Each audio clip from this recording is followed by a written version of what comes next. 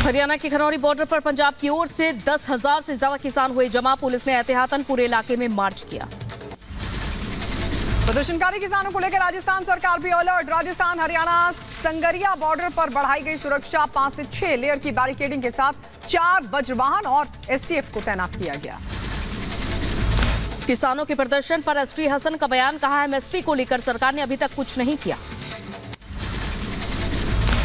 MSP के लिए सरकार ने कुछ नहीं करा। आज किसान की लागत बहुत बढ़ गई है। मजदूरी महंगी हो गई, खाद महंगा हो गया, डीजल महंगा हो गया, इंसेक्टिसाइड महंगे हो गए, बीज महंगे हो गए। किसान उसी जगह खड़ा है बेचारा। अखिलेश यादव ने बीजेपी पर साधा निशाना। कहा किसानों के मुद्दे से हमेशा भड़काने का काम करती है बीजेपी। कानून बनाने से क्या दिक्कत। किसान यही मांग कर रहा है कि कानूनी अधिकार मिले उसको और उसकी एमएसपी के लिए कानून बने। इस सरकार को क्या समस्या है। किसान आंदोलन को लेकर बोले सपा सांसद राम गोपाल यादव। केंद्र सरकार पर साधा निशाना। कहा सड़कों पर गाड़ी जा रही है कील, ऐसा कभी नहीं हुआ। कांग्रेस के नेता जयराम रमेश का बयान। कहा 2021 में नरेंद्र मोदी ने मनमोहन सिंह को सौंपी थी एक रिपोर्ट। कानून बनाने की मांग को जरूरी बताया था। किसान आंदोलन को लेकर बीजेपी नेता आरपी सिंह का बयान। कहा एमएसपी को लेकर किया जा रहा है काम। किसानों के मुद्दे पर बातचीत करेंगे। पत्रकारों से बदसलूकी मामले पर प्रदर्शनकारी किसानों ने मांगी माफी और कहा कि पत्रकारों पर नहीं होना चाहिए था हमला। बॉर्डर से आगे ना बढ़ने की भी कही बात। किसान नेता नरेश टिकैत ने सरकार पर तानाशाही रवैये का आरोप लगाया। कहा किसानों की समस्याओं का समाधान करे सरकार। 16 फरवरी को भारत बंद का समर्थन करेंगे। आध्यात्मिक गुरु श्री श्री रविशंकर ने किसानों से की अपील और कहा कि झूठे वादों से आकर्षित ना हो किसान। भारत की बढ़ती अर्थव्यवस्था में बाधा ना डालें। किसान आंदोलन को लेकर बीजेपी नेता आरपी सिंह ने पंजाब सरकार पर साधा निशाना। कहा पंजाब सरकार राजनीति कर रही है और उन्हें जो काम करना चाहिए वो नहीं कर रही है। सरकार राजनीति कर रही है, जो उनको काम करना चाहिए, लॉ एंड ऑर्डर मेंटेन करना चाहिए, वह कर नहीं रही। वह लोगों को वहां से कुछ लोगों को उकसा भी रही है। अच्छा होगा पंजाब सरकार सहयोग दे। आज से शुरू हो रहे सीबीएसई की परीक्षाओं को लेकर एडवाइजरी हुई जारी। किसान के प्रदर्शन को लेकर छात्रों को जल्दी निकलने की सलाह दी गई। मेट्रो से परीक्षा केंद्रों पर पहुंचने की सलाह। ज्ञानवापी परिसर में बंद अन्य तहखानों की एएसआई सर्वे की मांग पर आज सुनवाई। हिंदू पक्ष की याचिका पर जिला अदालत में सुनवाई होगी।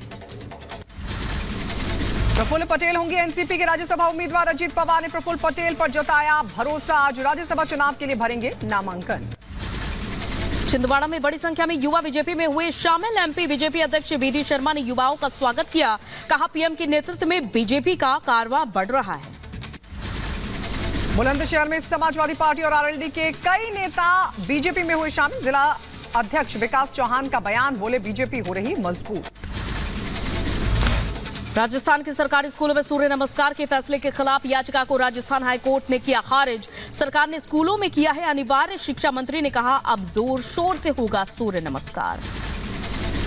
वो तो सबको प्रकाश दे रहे हैं, तो सबकी ड्यूटी बनती है जो देता है उसकी आराधना करें। और हम इसलिए सूर्य भगवान की आराधना सूर्य नमस्कार करके पूरी ताकत से करेंगे। हरियाणा के रेवाड़ी में प्रधानमंत्री के आगमन को लेकर तैयारियां हुई तेज। 16 फरवरी को प्रधानमंत्री मोदी एम्स का करेंगे शिलान्यास। यूपी के कैबिनेट मंत्री एके शर्मा ने शायराना अंदाज में स्वामी प्रसाद मौर्य पर बोला हमला। कहा दुश्मनी जमकर करो पर जब दोस्ती हो तो शर्मिंदगी ना रहे। महासचिव के पद से इस्तीफा देने को बताया उचित कदम। दुश्मनी जमकर करो लेकिन ये गुंजाइश है फिर कभी हम दोस्त बन जाएं तो शर्मिंदा न हो। मुझे वो शेर याद आ रहा है। अच्छा है कि हम फिर दोस्त बनने की तरफ आगे बढ़ रहे हैं।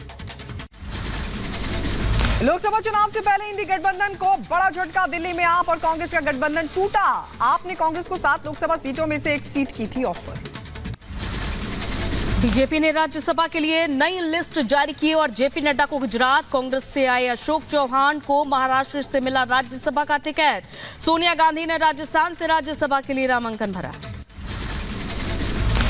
अशोक चौहान के बीजेपी की ओर से राज्यसभा जाने पर बरसे कांग्रेस के नेता नाना पटोले। कहा बीजेपी के पास अपने कार्यकर्ताओं के लिए सीट नहीं है और इंपोर्ट किए गए लोगों के लिए इनके पास जगह है। सीएम योगी ने गोरखपुर के वनटांगिया गांव से गांव चलो कैंपेन लॉन्च किया। ग्रामीणों से भी संवाद किया। दिल्ली के सीएम अरविंद केजरीवाल को ईडी ने फिर भेजा सम्मन। शराब घोटाला मामले से जुड़े मनी लॉन्ड्रिंग मामले में छठवां सम्मन 19 फरवरी को पूछताछ के लिए बुलाया गया। वल्लभ पटेल की नाराजगी पर बोले अखिलेश यादव, ये समय है नाराजगी का और नाराज होना भी चाहिए। पीडिया का जो फॉर्मूला है उसी के तहत पहले भी सदन में लोग भेजे गए हैं और आगे भी भेजे जाएंगे। ओम प्रकाश राजभर ने पल्लवी पटेल के बयान का समर्थन करते हुए अखिलेश यादव पर कसा तंज। कहा लेकर नाम पीडीए का लूटा पिछड़ों का।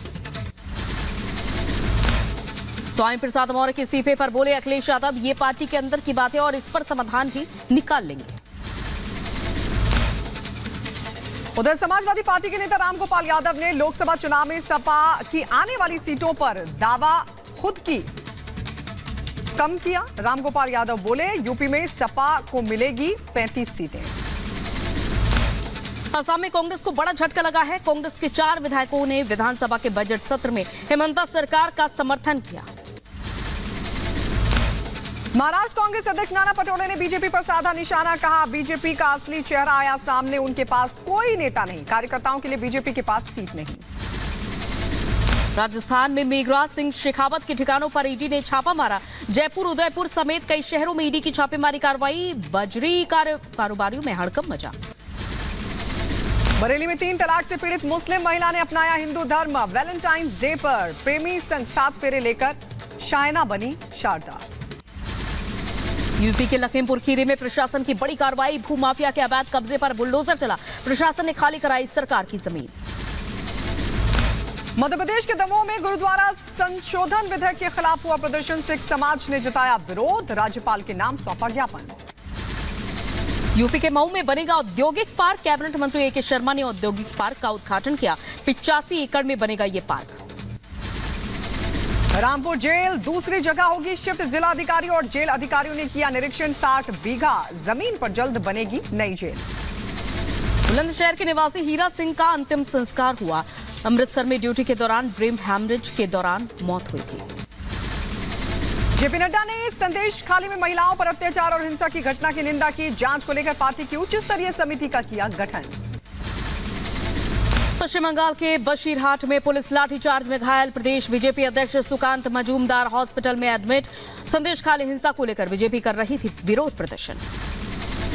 बीजेपी नेता शुभेंदु अधिकारी ने अस्पताल में पहुंचकर सुकांत मजूमदार का जाना हाल। ममता बनर्जी पर बोला हमला और कहा कि मजूमदार की हालत के लिए सीएम ही जिम्मेदार।